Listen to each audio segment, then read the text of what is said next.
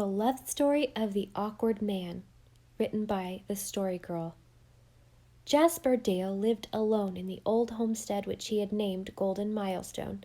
In Carlisle, this giving one's farm a name was looked upon as a piece of affectation, but if a place must be named, why not give it a sensible name with some meaning to it? Why Golden Milestone when Pinewood or Hillslope, or, if you wanted to be very fanciful, Ivy Lodge might be had for the taking? He had lived alone at Golden Milestone since his mother's death. He had been 20 then, and he was close upon 40 now, though he did not look it. But neither could it be said that he looked young. He had never at any time looked young with common youth. There had always been something in his appearance that stamped him as different from the ordinary run of men, and apart from his shyness, built up an intangible, invisible barrier between him and his kind. He had lived all his life in Carlisle, and all the Carlisle people knew of or about him, although they thought they knew everything, was that he was painfully, abnormally shy.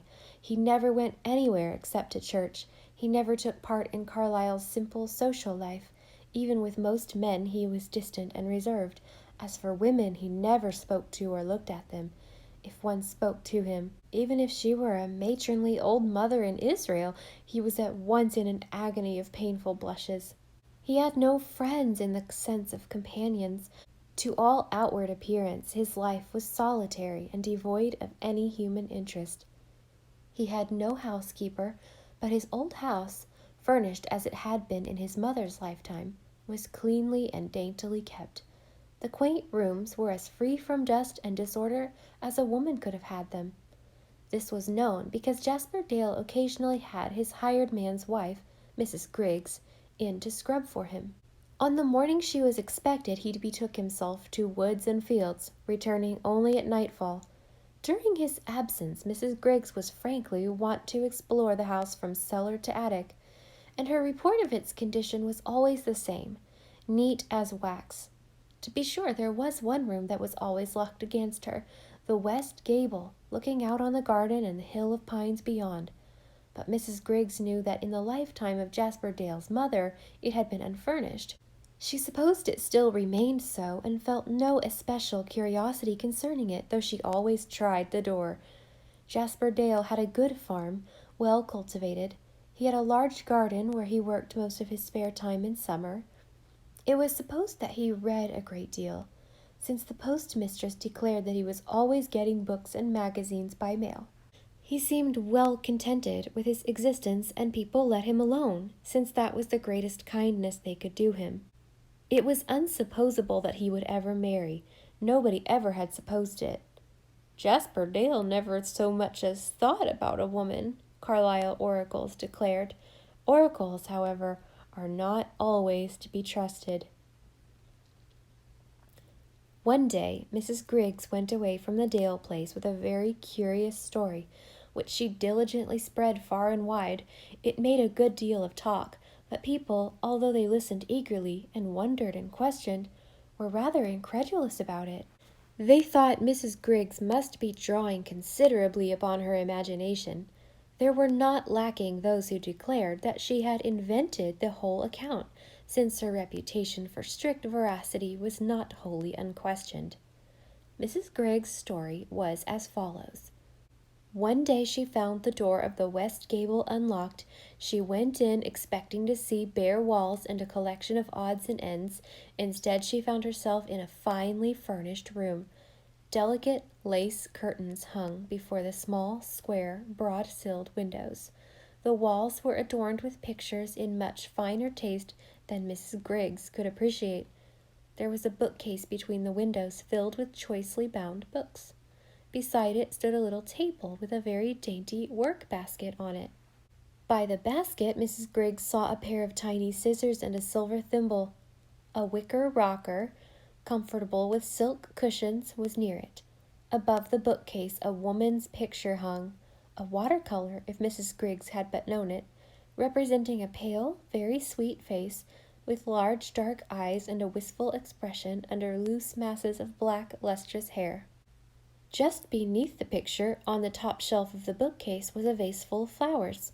Another vaseful stood on the table beside the basket. All this was astonishing enough, but what puzzled Mrs. Griggs completely was the fact that a woman's dress was hanging over a chair before the mirror, a pale blue silken affair, and on the floor beside it were two little blue satin slippers. Good Mrs. Griggs did not leave the room until she had thoroughly explored it, even to shaking out the blue dress and discovering it to be a tea-gown. Wrapper, she called it, but she found nothing to throw any light on the mystery. The fact that the simple name, Alice, was written on the fly-leaves of all the books only deepened it, for it was a name unknown in the Dale family. In this puzzled state she was obliged to depart, nor did she ever find the door unlocked again, and discovering that people thought she was romancing when she talked about the mysterious west gable at Golden Milestone, she indignantly held her peace concerning the whole affair. But Mrs. Griggs had told no more than the simple truth. Jasper Dale, under all his shyness and aloofness, possessed a nature full of delicate romance and poesy, which, denied expression in the common ways of life, bloomed out in the realm of fancy and imagination. Left alone, just when the boy's nature was deepening into the man's, he turned to this ideal kingdom for all he believed the real world could never give him. Love, a strange, almost mystical love, played its part here for him. He shadowed forth to himself the vision of a woman, loving and beloved. He cherished it until it became almost as real to him as his own personality, and he gave this dream woman the name he liked best, Alice. In fancy he walked and talked with her, spoke words of love to her, and heard words of love in return. When he came from work at the close of day, she met him at his threshold in the twilight, a strange, fair, starry shape, as elusive and spiritual as a blossom reflected in a pool by moonlight, with welcome on her lips and in her eyes. One day, when he was in Charlottetown on business, he had been struck by a picture in the window of a store. It was strangely like the woman of his dream love. He went in, awkward and embarrassed, and bought it. When he took it home, he did not know where to put it. It was out of place among the dim old engravings of bewigged portraits and conventional landscapes on the walls of Golden Milestone. As he pondered the matter in his garden that evening, he had an inspiration. The sunset, flaming on the windows of the west gable, kindled them into burning rose. Amid the splendor, he fancied Alice's fair face peeping archly down at him from the room. The inspiration came then. It should be her room. He would fit it up for her, and her picture should hang there. He was all summer carrying out his plan. Nobody must know or suspect, so he must go slowly and secretly. One by one the furnishings were purchased and brought home under cover of darkness. He arranged them with his own hands. He bought the books he thought she would like best and wrote her name in them. He got the little feminine knickknacks of basket and thimble. Finally he saw in a store a pale blue tea-gown and the satin slippers. He had always fancied her as dressed in blue. He bought them and took them home to her room. Thereafter it was sacred to her. He always knocked on its door before he entered. He kept it sweet with fresh flowers. He sat there in the purple summer evenings and talked aloud to her or read his favorite books to her. In his fancy, she sat opposite to him in her rocker, clad in the trailing blue gown, with her head leaning on one slender hand, as white as a twilight star. But Carlisle people knew nothing of this, would have thought him tinged with mild lunacy if they had known. To them, he was just the shy, simple farmer he appeared. They never knew or guessed at the real Jasper Dale. One spring, Alice Reed came to teach music in Carlisle. Her pupils worshipped her, but the grown people thought she was rather too distant and reserved. They had been used to merry, jolly girls who joined eagerly in the social life of the place. Alice Reed held herself aloof from it, not disdainfully, but as one to whom these things were of small importance. She was very fond of books and solitary rambles. She was not at all shy, but she was as sensitive as a flower, and after a time Carlisle people were content to let her live her own life, and no longer resented her unlikeness to themselves. She boarded with the Armstrongs, who lived beyond Golden Milestone around the Hill of Pines. Until the snow disappeared, she went out to the main road by the long Armstrong Lane. But when spring came, she was wont to take a shorter way, down the pine hill, across the brook, past Jasper Dale's garden and out through his lane. And one day, as she went by, Jasper Dale was working in his garden. He was on his knees in a corner, setting out a bunch of roots, an unsightly little tangle of rainbow possibilities. It was a still spring morning. The world was green with young leaves. A little wind blew down from the pines and lost itself willingly among the budding delights of the garden. The grass opened eyes of blue violets. The sky was high and cloudless, turquoise blue, shading off into milkiness on the far horizons. Birds were singing along the brook valley. Rollicking robins were whistling joyously in the pines. Jasper Dale's heart was filled to overflowing with a realization of all the virgin loveliness around him. The feeling in his soul had the sacredness of a prayer. At this moment he looked up and saw Alice Reed. She was standing outside the garden fence in the shadow of a great pine tree, looking not at him, for she was unaware of his presence, but at the virginal bloom of the plum trees in a far corner, with all her delight in it outblossoming freely in her face. For a moment Jasper Dale believed that his dream love had taken visible form before him. She was like, so like, not in feature perhaps, but in grace and coloring, the grace of a slender, lissom form, and the coloring of cloudy hair, and wistful dark gray eyes, and curving red mouth, and more than all, she was like her in expression, in the subtle revelation of personality exhaling from her like perfume from a flower. It was as if his own had come to him at last, and his whole soul suddenly leaped out to meet and welcome her. Then her eyes fell upon him, and the spell was broken. Jasper remained kneeling mutely there, shy man once more, crimson with blushes, a strange, almost pitiful creature in his abject confusion. A little smile flickered about the delicate corners of her mouth, but she turned and walked swiftly away down the lane. Jasper looked at her with a new, painful sense of loss and loveliness. It had been agony to feel her conscious eyes upon him, but he realized now there had been a strange sweetness in it too. It was still greater pain to watch her going from him. He thought she must be the new music teacher, but he did not even know her name. She had been dressed in blue too, a pale, dainty blue, but that was, of course, he had known she must wear it, and he was sure her name must be Alice. When later on he discovered that it was, he felt no surprise. He carried some mayflowers up to the west gable and put them under the picture, but the charm had gone out of the tribute, and looking at the picture he thought how scant was the justice it did her. Her face was so much sweeter, her eyes so much softer, her hair so much more lustrous. The soul of his love had gone from the room, and from the picture, and from his dreams.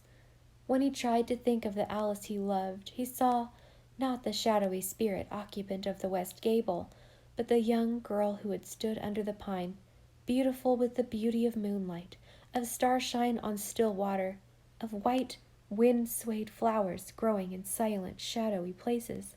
He did not then realize what this meant. Had he realized it, he would have suffered bitterly. As it was, he felt only a vague discomfort, a curious sense of loss and gain commingled. He saw her again that afternoon on her way home. She did not pause by the garden, but walked swiftly past. Thereafter, every day for a week, he watched unseen to see her pass his home. Once a little child was with her, clinging to her hand. No child had ever before had any part in the shy man's dream life, but that night in the twilight the vision of the rocking chair was a girl in a blue print dress, with a little golden-haired shape at her knee, a shape that lisped and prattled and called her mother, and both of them were his. It was the next day that he failed for the first time to put flowers in the west gable.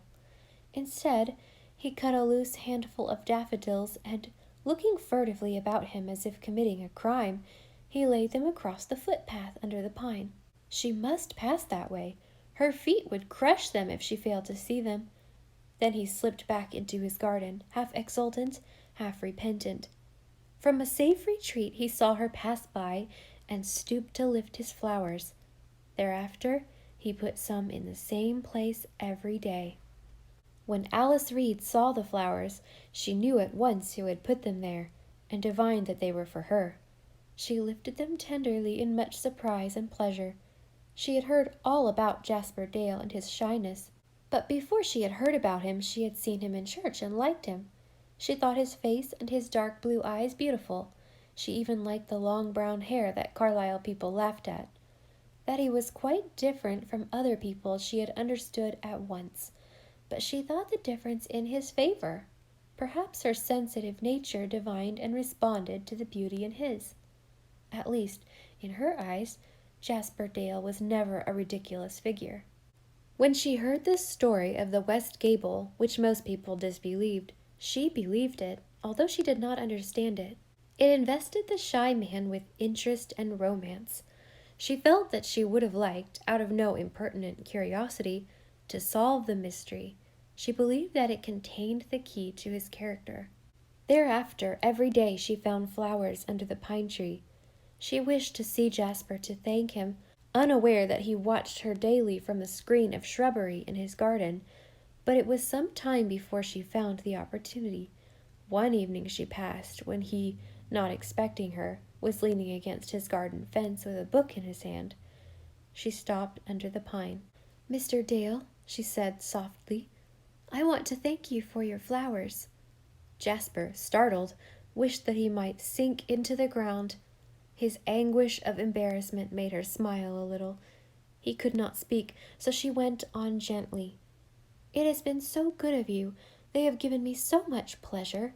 I wish you could know how much." "It was nothing, nothing," stammered Jasper. His book had fallen on the ground at her feet, and she picked it up and held it out to him. "So you like Ruskin," she said. "I do too, but I haven't read this." "If you would care to read it, you may have it," Jasper contrived to say. She carried the book away with her. He did not again hide when she passed, and when she brought the book back they talked a little about it over the fence. He lent her others, and got some from her in return. They fell into the habit of discussing them. Jasper did not find it hard to talk to her now. It seemed as if he were talking to his dream Alice, and it came strangely natural to him. He did not talk volubly, but Alice thought what he did say was worthwhile. His words lingered in her memory and made music. She always found his flowers under the pine, and she always wore some of them, but she did not know if he noticed this or not. One evening Jasper walked shyly with her from his gate up the pine hill. After that he always walked that far with her. She would have missed him much if he had failed to do so, yet it did not occur to her that she was learning to love him. She would have laughed with girlish scorn at the idea. She liked him very much. She thought his nature beautiful in its simplicity and purity. In spite of his shyness, she felt more delightfully at home in his society than in that of any other person she had ever met. He was one of those rare souls whose friendship is at once a pleasure and a benediction, showering light from their own crystal clearness into all the dark corners in the souls of others, until, for the time being at least, they reflected his own nobility. But she never thought of love. Like other girls, she had her dreams of a possible Prince Charming, young and handsome and debonair. It never occurred to her that he might be found in the shy, dreamy recluse of Golden Milestone. In August came a day of golden blue. Alice Reed, coming through the trees, with the wind blowing her little dark love-locks tricksily about under her wide blue hat, found a fragrant heap of mignonette under the pine. She lifted it and buried her face in it, drinking in the wholesome, modest perfume. She had hoped Jasper would be in his garden, since she wished to ask him for a book she greatly desired to read. But she saw him sitting on the rustic seat at the further side. His back was towards her, and he was partially screened by a copse of lilacs. Alice, blushing slightly, unlatched the garden gate and went down the path. She had never been in the garden before, and she found her heart beating in a strange fashion. He did not hear her footsteps, and she was close behind him when she heard his voice, and realized that he was talking to himself in a low, dreamy tone. As the meaning of his words dawned on her consciousness, she started and grew crimson. She could not move or speak. As one in a dream she stood and listened to the shy man's reverie, guiltless of any thought of eavesdropping. "How much I love you, Alice," Jasper Dale was saying, unafraid, with no shyness in voice or manner. I wonder what you would say if you knew. You would laugh at me, sweet as you are. You would laugh in mockery. I can never tell you. I can only dream of telling you. In my dream you are standing here by me, dear. I can see you very plainly, my sweet lady, so tall and gracious, with your dark hair and your maiden eyes. I can dream that I tell you, my love, that maddest sweet dream of all, that you love me in return. Everything is possible in dreams, you know, dear. My dreams are all I have, so I go far in them, even to dreaming that you are my wife.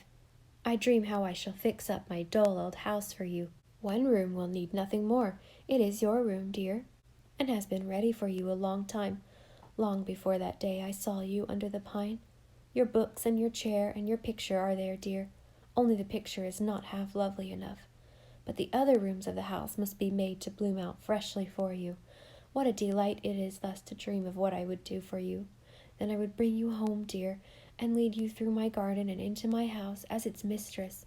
I would see you standing beside me in the old mirror at the end of the hall, a bride in your pale blue dress, with a blush on your face. I would lead you through all the rooms made ready for your coming, and then to your own. I would see you sitting in your own chair, and all my dreams would find rich fulfillment in that royal moment. Oh, Alice, we would have a beautiful life together. It's sweet to make believe about it. You will sing to me in the twilight, and we will gather early flowers together in the spring days.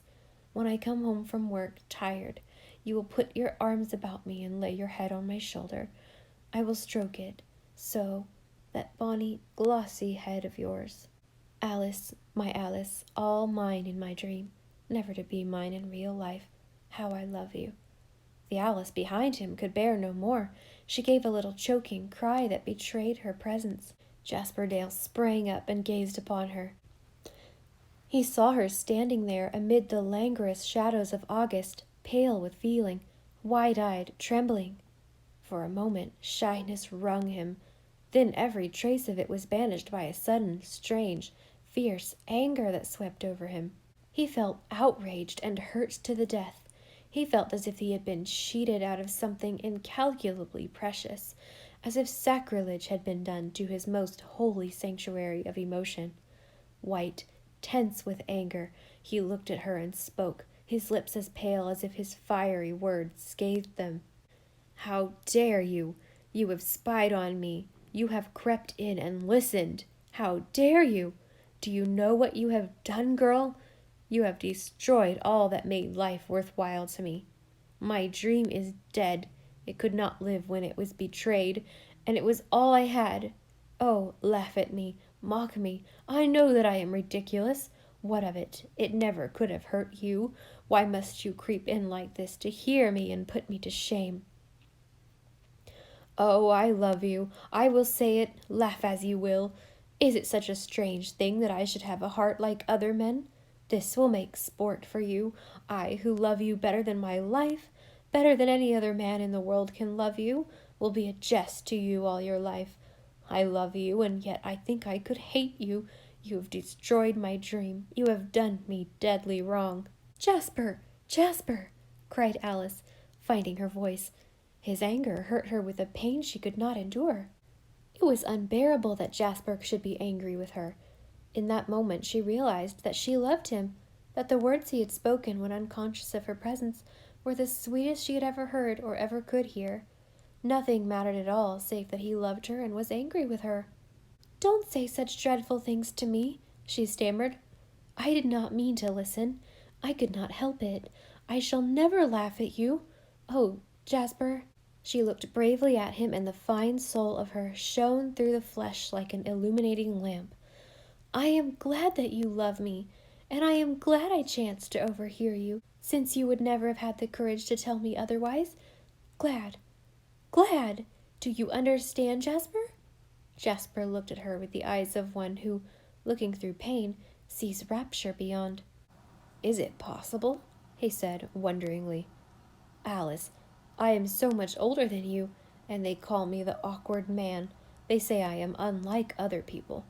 "You are unlike other people," she said softly, "and that is why I love you. I know now that I must have loved you ever since I saw you." "I loved you long before I saw you," said Jasper. He came close to her and drew her into his arms tenderly and reverently, all his shyness and awkwardness swallowed up in the grace of his great happiness. In the old garden he kissed her lips, and Alice entered into her own.